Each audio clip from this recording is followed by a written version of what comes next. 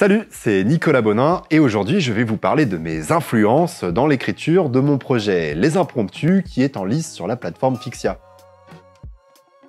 Alors j'imagine que vous vous attendez à ce que je vous dise comme influence Harry Potter.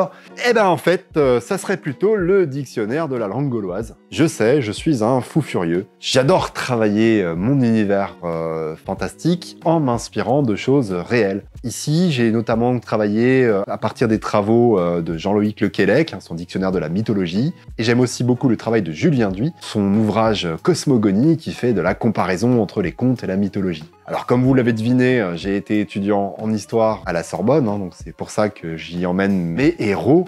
Et j'ai beaucoup de références historiques. À la base, moi je suis médiéviste, je suis passionné par l'histoire de l'islam et aussi par le Moyen-Âge tout court en fait. C'est tous les Moyen-Âge que j'aime, la contemporaine, la moderne, etc. Alors côté roman, évidemment, Harry Potter est une de mes grosses sources d'influence.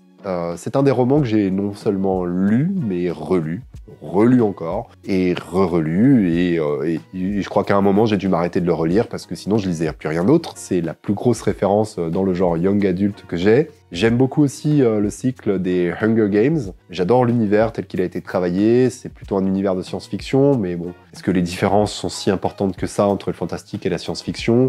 Il y a une petite utilisation de la mythologie dans Hunger Games qui est assez bien amenée.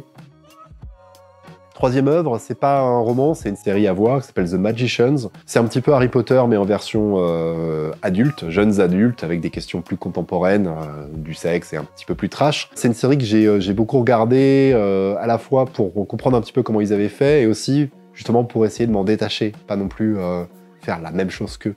C'est aussi important en termes d'influence. Et vous, est-ce que vous avez des influences en young adult qui vous plaisent? Est-ce qu'il y a des œuvres que vous pouvez me recommander? Et puis je vous invite à venir découvrir les premiers chapitres sur la plateforme Fixia, à liker, à commenter. Je vous rappelle que les likes me permettent de progresser dans le classement et peut-être d'espérer voir éditer mon livre. Allez, à bientôt!